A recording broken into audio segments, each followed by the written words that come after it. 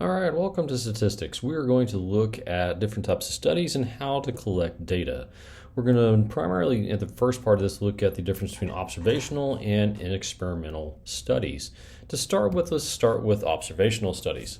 The main idea behind an observational study is that you are not interacting with the environment. You're simply observing, watching. You're not attempting to create any type of influence on the situation whatsoever. You're just simply watching. Now, this could be you are sitting down in our park bench and you are watching how people walk by, what they're doing. Maybe you're looking off into the distance to see how people are reacting out on a greenway of some sort. Maybe you've gone to the mall and you sat yourself in the food court area and you are watching which people are going to this restaurant versus people going to that restaurant, or on a bench somewhere in that mall and watching which people go in and out of a particular store, maybe how long they spend in a particular store.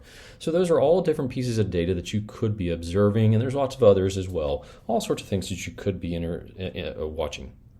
But the problem with observational studies is that you're limited only to the information which you can observe. You can see that they went into the store. You can see they came out of the store. You can count the time that they were in the store. You can write down physical characteristics that you can see about these individuals. What they're carrying, but you don't really know anything beyond that. You don't know what their economical background is, their culture, or any other those other components. You might be able to say, oh, look, they came out with a bag they didn't go in with. That's a lot of data to keep track of, but you might be able to keep track of some of that stuff.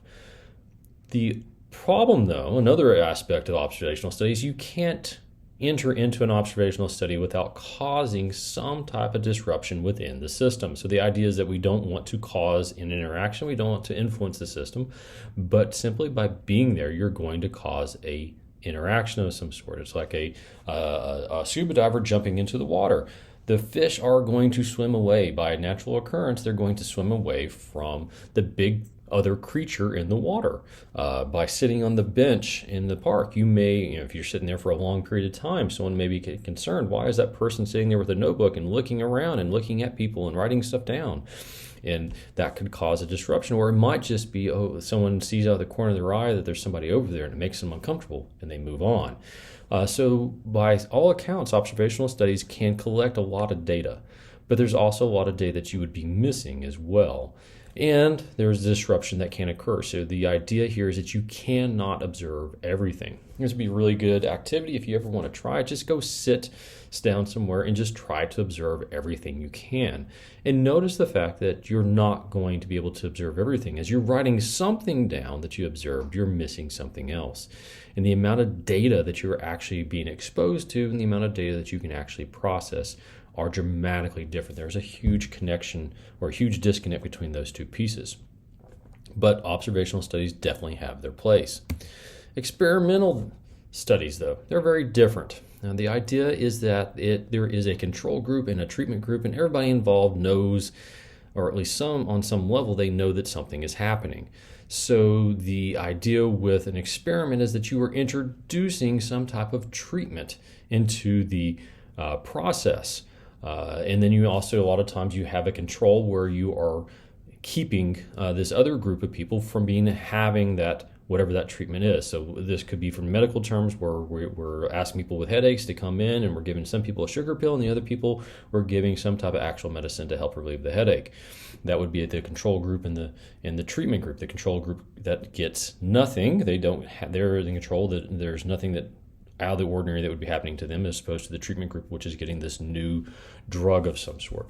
This can also happen in education, where we try a new methodology in a classroom to see what happens.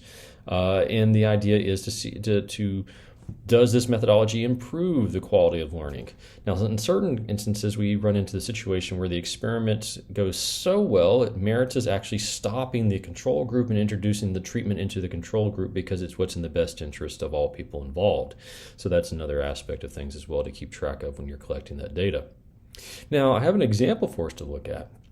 The idea here is there are people who become surgeons who were once and maybe still are avid video game players, right? So this would be individuals who are sitting down in front of a TV, and someone did a study, and they just simply collected some data, and they said, well, what happens when a individual has 3 or more hours worth of video on a regular basis, video game playing. So they're sitting there at a controller, and they said, well, what about, what are their scores on certain simulators here for surgery?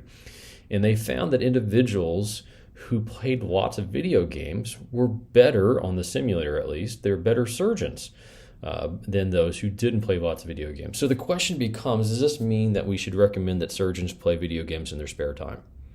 There's definitely a hand-eye coordination connection between these two things, but is that what we should do? Now, the first thing to point out on this one is this is not an experiment. There's no point at which we took one group of people and we made them play 3 hours of video games a day, and we took this other group of people and we say, no video games for you, and now you're both going to become surgeons. Did one group become better surgeons than the other? This is simply asking individuals what they have done. So this would be along the lines of an observational study. Again, there are things to be considered, and this is one of those situations where there's a lot of play involved because we are integrating into the system on some level. We're not supposed to. We're saying, well, what happens when we just observe what happens? So this would be an observational study in that sense. Now, there are some things about this, though, that cause problems because, again, observational studies, there's a lot of data that we can process, but there's a lot of data that we can't process on this. One of the things on there is confounding variables, in which are variables that we can't really necessarily separate from being connected in some way. But there may not be a connection between them. Like, for instance, going back to our example with the surgeons and video game players. The surgeons who were better surgeons than the other group, okay, let's just call them Group A and Group B. So Group A is the surgeons who scored higher on the simulator, and Group B is the surgeons who did not score as high. They scored lower on the simulator. So if Group A, by and large, played more video games, was it that they were naturally drawn to doing things that required hand-eye coordination, which is why video games were interesting and enjoyable to them? Or was it the experience of playing the video game that made them a better surgeon? All right, so there's a difference there. Did they have a natural talent or interest or ability in fine-tuned motor skills? Or did fine-tuning their motor skills occur while playing the video game, which led them to becoming better at the simulator? There are two completely different perspectives on this, on what is actually occurring. And was the interest in being good at this, having this fine-tuned motor skill, is there a competitiveness involved in this? And then that might be a really big aspect of this as well, is were they competitive about, oh, I can do this surgery and make it look perfect. I have this knack for artistic in processes, and there's a fine-tuned motor skill there that exists that people just necessarily don't see, details that people may or may not see.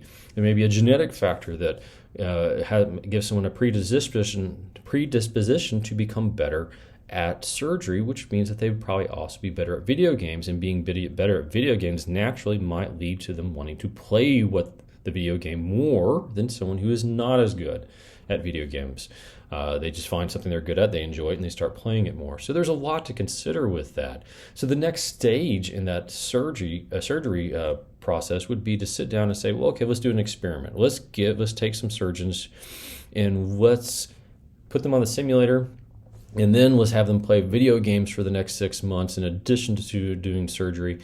And then let's redo the score on the simulator and see if they improved more than the surgeons who did not play the video games. And you could run that experiment, and that would help you eliminate that confounding variable. But once again, it wouldn't completely eliminate it, but it would give us a little bit of way to distinguish with that. And that's one of the things about observational data, is that it does introduce this idea of confounding variables very much so.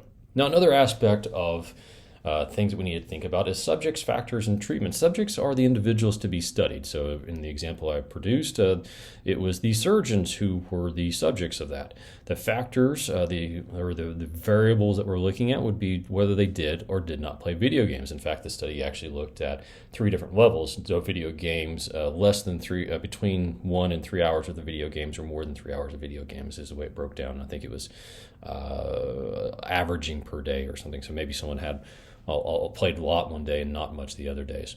And then the treatment.